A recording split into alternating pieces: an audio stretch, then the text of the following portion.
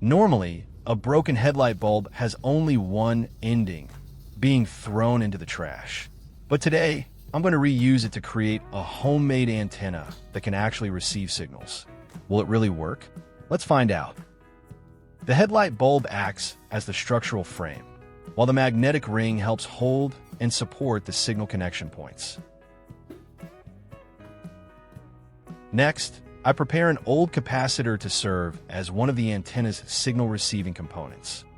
First, I strip the insulation from the two wires connected to the capacitor to expose the copper cores inside.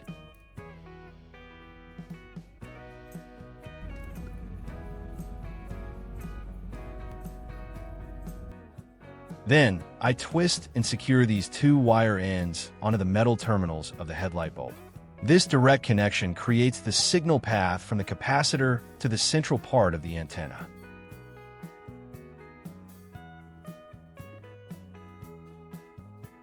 Let me know where you are watching this video from. Don't forget to comment the country you are currently living in down below. I'm really curious to see which parts of the world my videos are being watched from.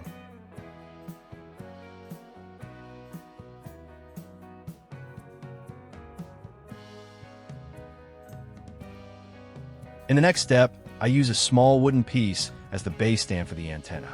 This base helps keep the entire system stable and secure during use. Next, I use hot glue to firmly attach both the capacitor and the central antenna unit.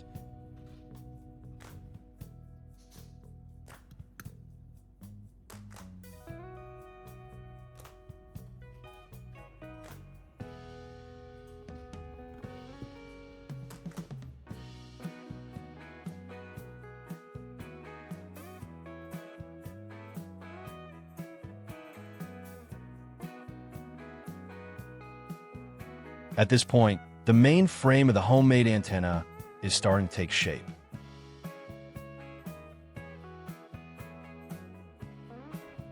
In the next step, I use two metal paper clips as connection points for the magnet section of the antenna.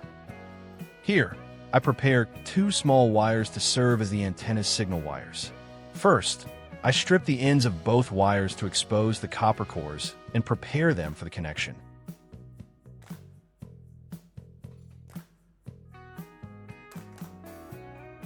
Then, I twist each wire end onto a metal paper clip to create two secure connectors.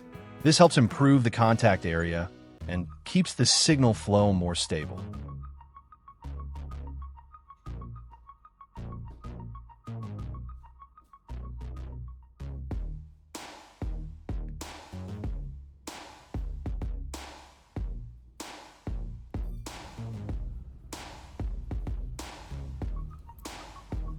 Next, I repeat the same process with the remaining red wire. I strip the end of the wire to expose the copper core, then twist and secure it onto the other metal paper clip.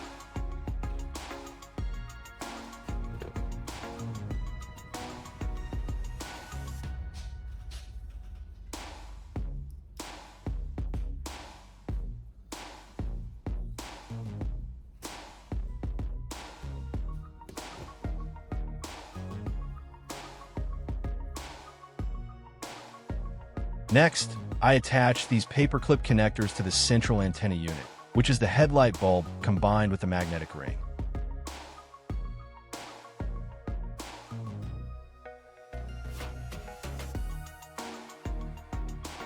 At this point, the main signal path of the antenna is beginning to take shape. In the next step, I use a metal terminal block as the connection point between the antenna wires and the signal cable. First, I apply a layer of hot glue to fix the terminal block onto the wooden base.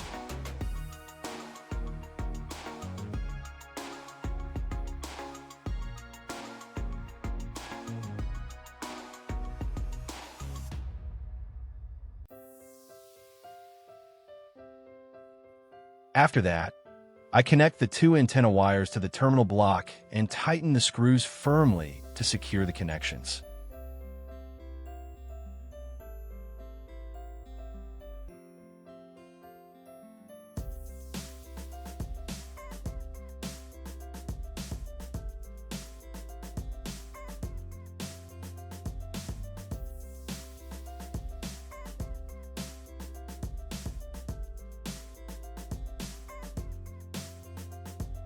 At this point, the main connection system of the antenna is almost complete and ready for the next step of connecting it to the signal cable. Next, I use this long signal cable as the connection wire between the antenna and the TV. First, I strip the insulation from one end of the cable to create a connector. This exposes the copper core inside and prepares it for the next assembly step.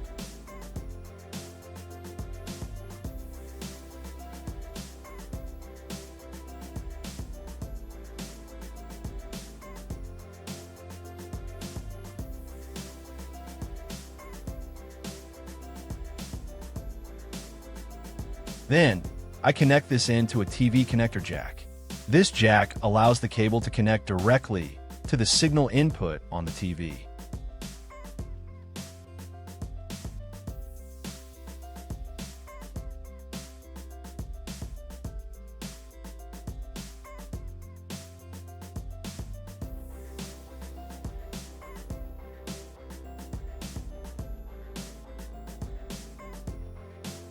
Next, I wrap electrical tape around the connection to secure it and protect the contact point.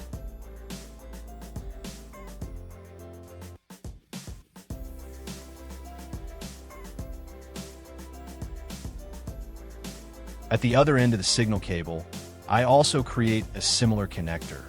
However, on this end, I twist the shielding wires together into a separate branch, keeping them separate from the main copper core.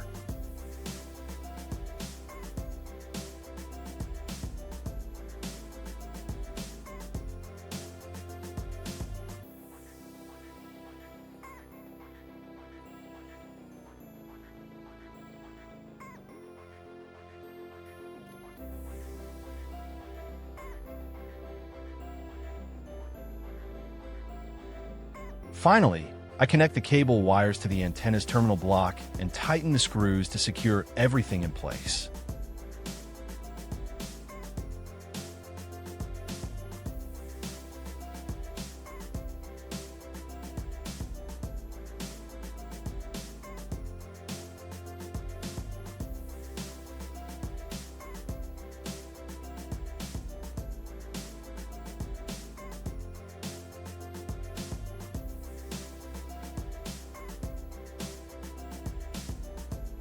Now, I'm going to test it in real-world conditions to see how effective it really is. First, I'll switch to a TV channel to check the signal reception without connecting the antenna. As you can see, without the antenna connected, the TV only displays the message, "No signal." This means the TV cannot receive any broadcast signals in its current state. Next, I'll connect the DIY antenna to the signal input on the back of the TV for the actual test. And here is the result. Almost immediately after connecting the antenna, the TV channels begin to appear.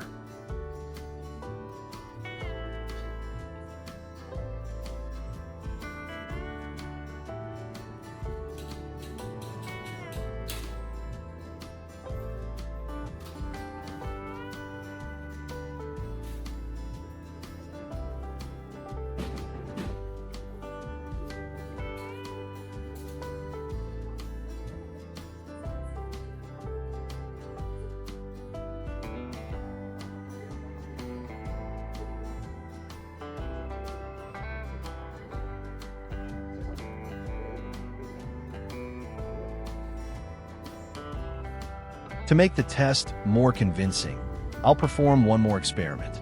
I disconnect the antenna from the TV and observe the signal changes.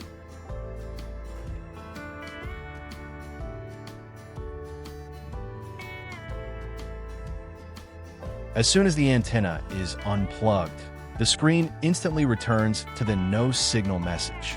All channels disappear, confirming that the signal truly came from this homemade antenna.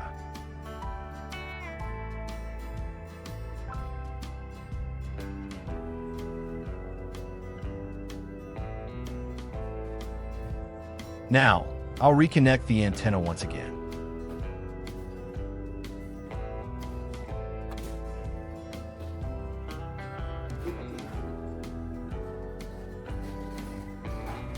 As you can see, within just a few seconds, the channels reappear and continue working normally.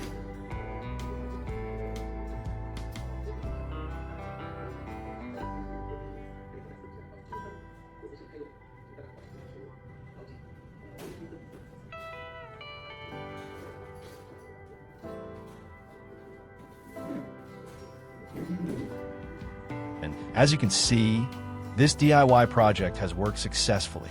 Using only old components that seemed useless, we were still able to create something practical and functional. It shows that with a little creativity and patience, discarded items can still have second life. If you enjoyed this project or found it useful, don't forget to like and subscribe to support the channel. That support motivates me to continue creating more creative DIY projects in the future. Thank you for watching. See you in the next video.